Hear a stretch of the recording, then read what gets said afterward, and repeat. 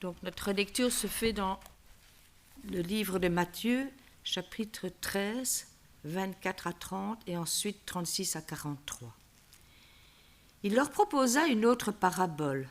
Le royaume des cieux ressemble à un homme qui avait semé une bonne semence dans son champ. Mais pendant que les gens dormaient, son ennemi vint, sema de la mauvaise herbe parmi le blé et s'en alla. Lorsque le blé eut poussé et donné du fruit, la mauvaise herbe apparut aussi.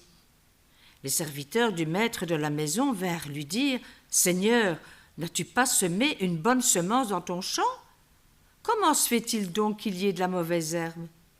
Il leur répondit « C'est un ennemi qui a fait cela. » Les serviteurs lui dirent « Veux-tu que nous allions l'arracher ?» « Non, dit-il, de peur qu'en arrachant la mauvaise herbe, vous ne déraciniez en même temps le blé. Laissez l'un et l'autre pousser ensemble jusqu'à la moisson. Et au moment de la moisson, je dirai au moissonneur, arrachez d'abord la mauvaise herbe et liez-la en gerbes pour la brûler. Mais amassez le blé dans mon grenier. »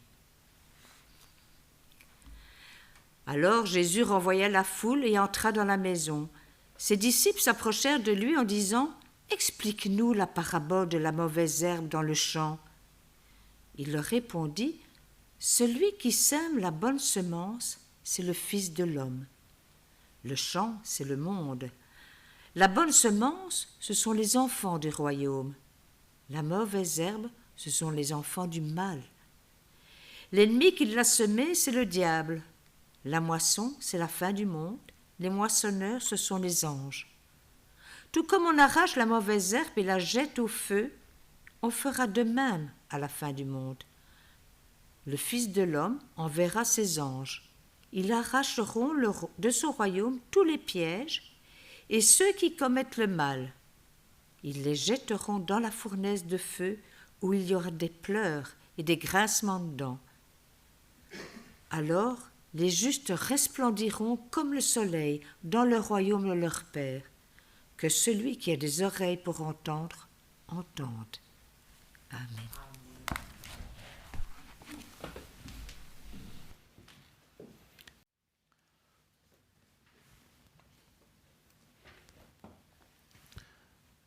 Durant mon enfance, mon père aimait nous amener dans les campagnes, dans les bois et au milieu des champs pour nous promener.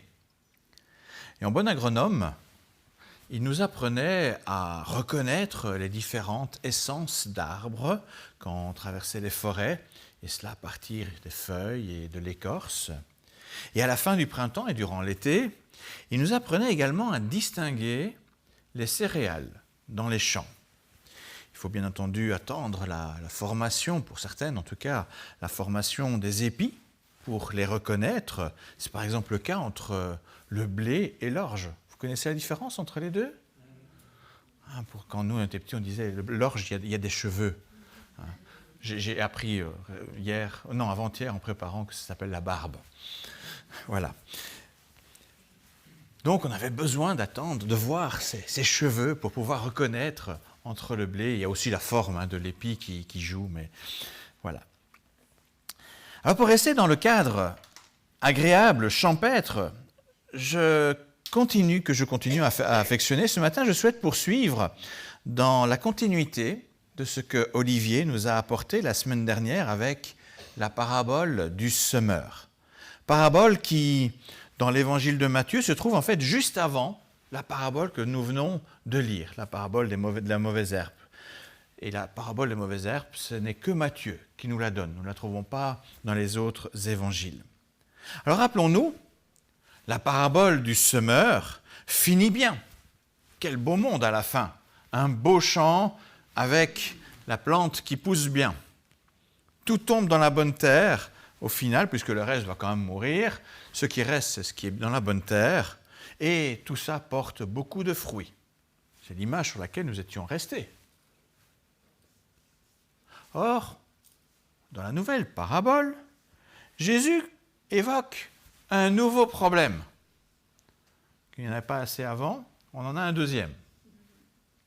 Au milieu des bons épis qui portent du fruit se trouve à présent une grande quantité de mauvaises herbes. Ce n'est plus la qualité du sol dont il est question, mais ici de la qualité des semences. Probablement qu'à l'instar de l'orge et du blé, il faut attendre la première apparition des épis pour les distinguer. On dit que c'est quand le fruit apparu qu'on s'est rendu compte, mais il y a des choses, ce n'est pas du blé, là, ce n'est pas les céréales. C'est autre chose, c'est de la mauvaise herbe. Mais quand ce moment arrive, les serviteurs du propriétaire du champ sont surpris par la quantité de mauvaises herbes. Bien sûr qu'il y en ait un petit peu, c'est normal, on voit toujours dans les champs un peu de mauvaises herbes, mais qu'il y en ait autant est totalement anormal.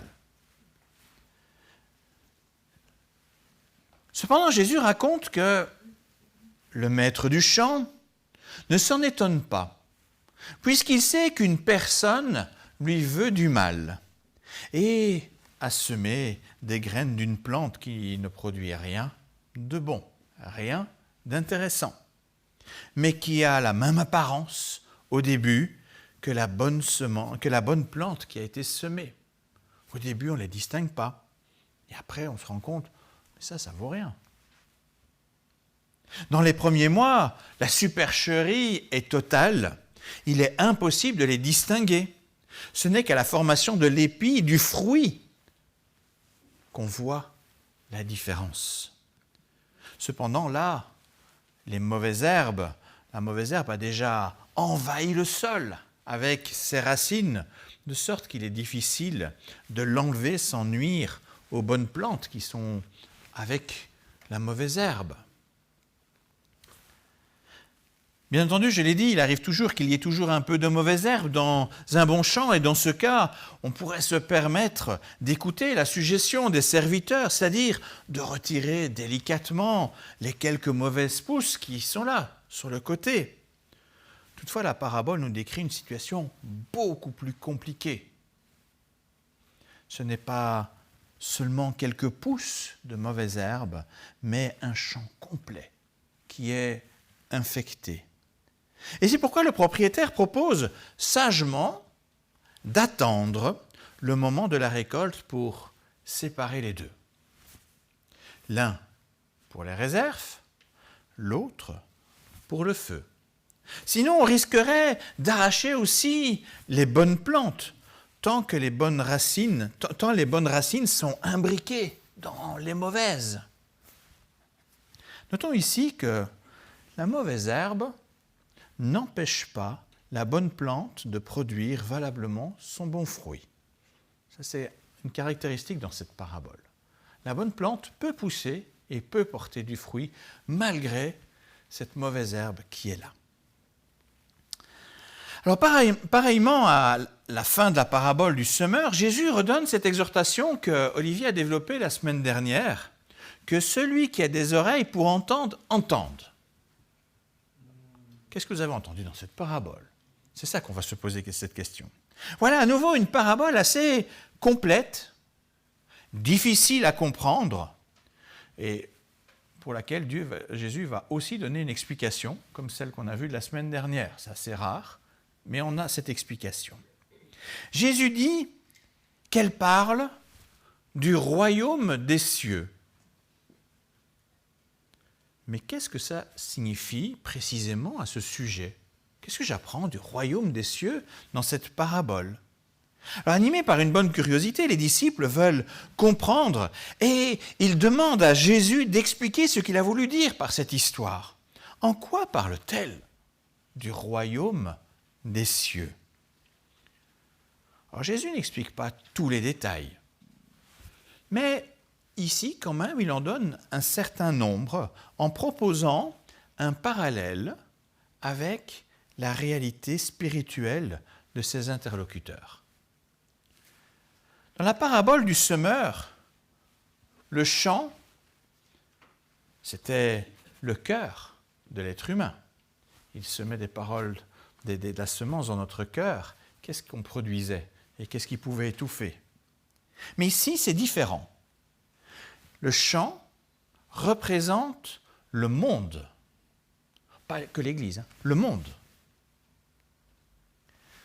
Beaucoup ont pensé, un peu à tort, qu'on ne parlait que de l'Église, parce qu'on parlait du royaume, ils ont vu que c'était l'Église et ils prenaient ce texte pour essayer de justifier une forme de discipline ecclésiale. Mais ce n'est pas ça qui est dans ce texte.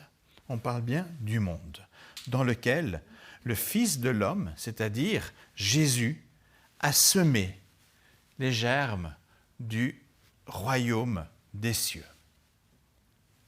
Cependant, un ennemi, le diable, il l'appelle bien, revendique aussi la propriété sur ce monde. Lui aussi, il le veut. Il ne supporte pas que quelqu'un ait mis de la semence. Et donc, qu'est-ce qu'il veut faire? Il veut essayer de voler, il veut faire du tort. Il sème alors la pagaille pour nuire à son rival et tenter d'anéantir le travail de construction du royaume des cieux. La bonne semence, ce sont les enfants de Dieu qui sont amenés à produire d'autres enfants de Dieu. Une semence qui en produit plusieurs. Ce sont donc les enfants du royaume, c'est-à-dire celles et ceux en qui Christ a déposé, je vais me permettre une comparaison, on va parler d'OGM aujourd'hui. Dieu a changé notre ADN. Dieu a déposé un nouvel ADN qui produit un fruit nouveau. Celui qui doit abonder dans le royaume des cieux. Par sa grâce et son esprit, Jésus a transformé des cœurs d'hommes et de femmes afin qu'ils se développent pour une nouvelle réalité. On voit là toute l'œuvre du Christ qui transforme l'être humain par son esprit de sorte à produire un fruit nouveau, des vies nouvelles mais aussi des conversions nouvelles. Un fruit excellent, un fruit durable pour l'éternité. À quoi de plus beau que de voir un monde animé par l'amour, la joie, la paix, la patience, la bonté, la bienveillance, la foi, la douceur, la maîtrise de soi. C'est ça le fruit qui a été semé et qui doit être produit. Mais alors, si c'est si beau, pourquoi il faut encore attendre? Pourquoi Dieu attend? C'est beau quand même ce qu'il veut faire. C'est certainement aussi la question que devaient se demander les contemporains de Jésus. Pourquoi ne pas régler le problème du mal directement et vivre tout selon ce que Jésus enseigne? Le problème, c'est que le diable, par haine contre son rival, a lui aussi semé une mauvaise semence. Et les racines du mal sont parfois tellement imbriquées à celles du bien que vouloir tout séparer dès à présent, c'est prendre le risque le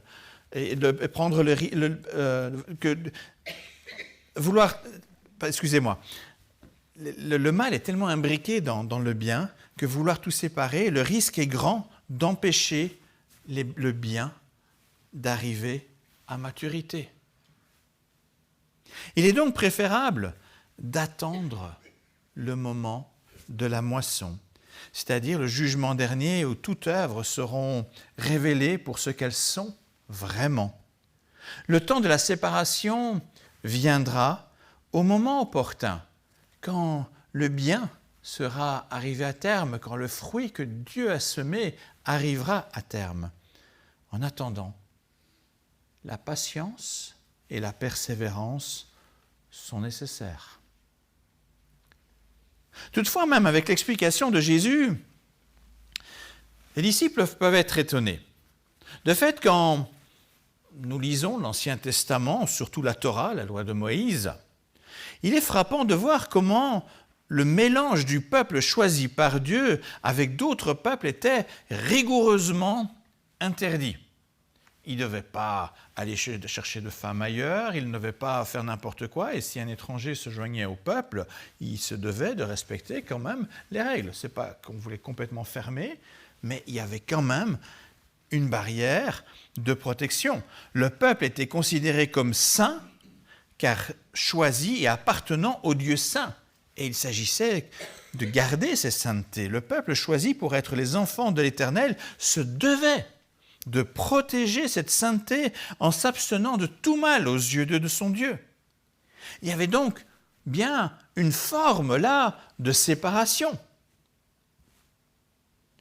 Or ici, Jésus bouleverse complètement cette vision. Qu'est-ce qu'il fait ici? Il sème dans le monde.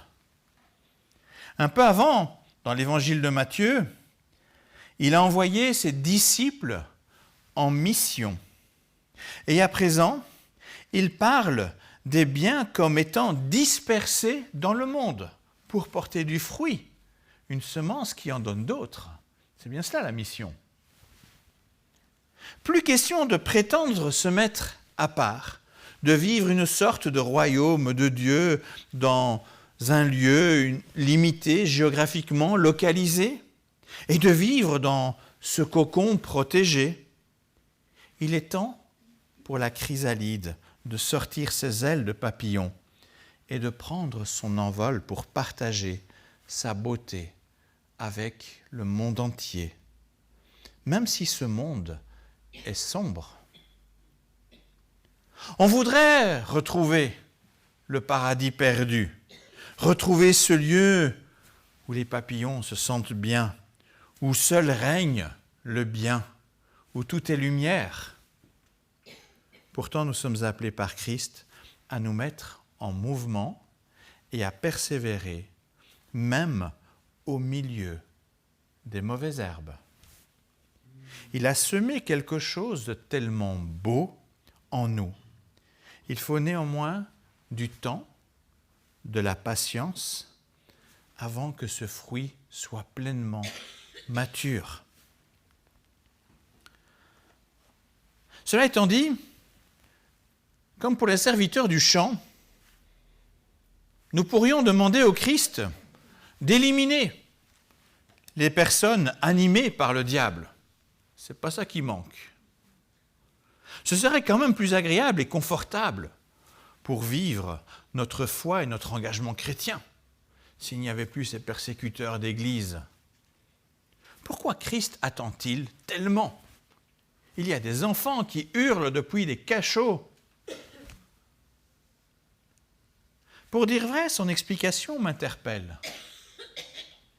Il a le souci de ne pas faire du mal aux siens, aux bonnes plantes. On pourrait se dire, oui, mais le mal, on le subit là. Christ a le souci de ne pas nous faire du mal. En fait, il préfère attendre que le bien arrive à maturité. Certes, les racines du bien se développent dans notre cœur pour développer par l'esprit les réalités du royaume à venir.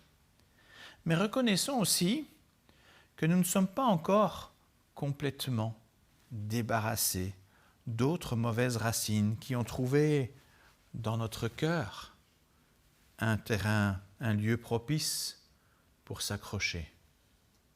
Rappelons-nous que nous étions nous-mêmes des enfants du diable à qui Christ offre une nouvelle identité, un nouvel ADN. Et c'est ce que l'apôtre Paul nous rappelle dans Éphésiens 2. Je vous lis cet extrait. « Vous étiez morts à cause de vos fautes et de vos péchés que vous pratiquiez autrefois conformément à la façon de vivre de ce monde, conformément au prince de la puissance de l'air, de l'esprit qui est actuellement à l'œuvre parmi les hommes rebelles. Nous tous aussi, nous étions de leur nombre. Notre conduite était dictée par les désirs de notre nature propre, puisque nous accomplissions les volontés de la nature humaine et de nos pensées, et nous étions par notre condition même destinés à la colère, tout comme les autres. Mais Dieu est riche en compassion, à cause du grand amour dont il nous a aimés, nous qui étions morts en raison de nos fautes, il nous a rendus à la vie avec Christ. C'est par grâce que vous êtes sauvés. Il nous a ressuscités et fait asseoir avec lui dans les lieux célestes en Jésus-Christ.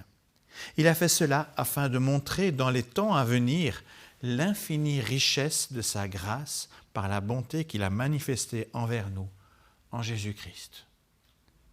C'est la même réalité, avec des mots peut-être plus théologiques, que celle de la parabole. Dans sa patience, Christ n'espère pas seulement la repentance du plus grand nombre, comme on le pense peut-être un peu vite.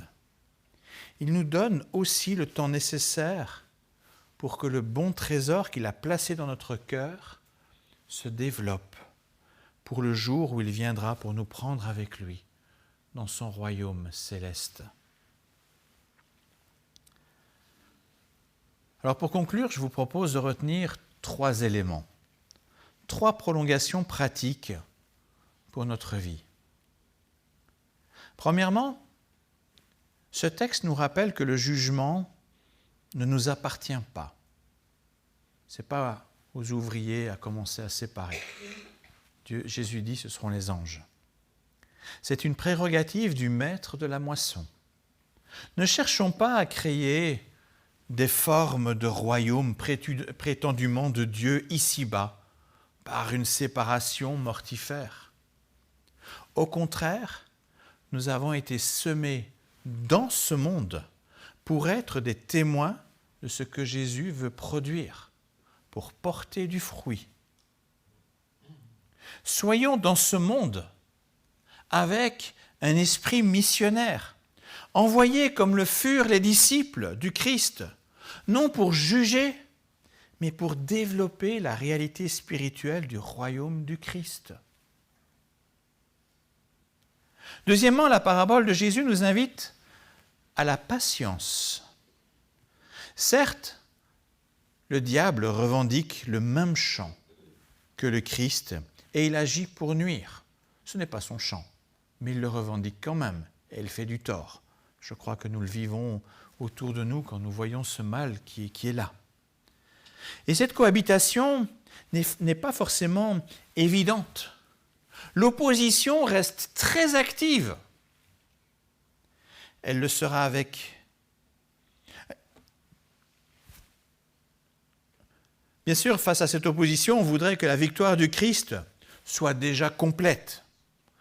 Cette victoire le sera avec certitude quand il reviendra pour juger le monde.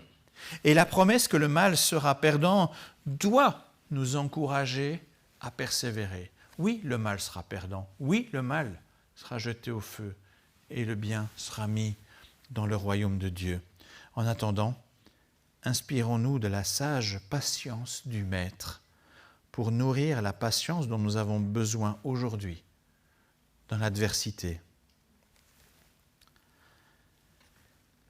Finalement, 3e point,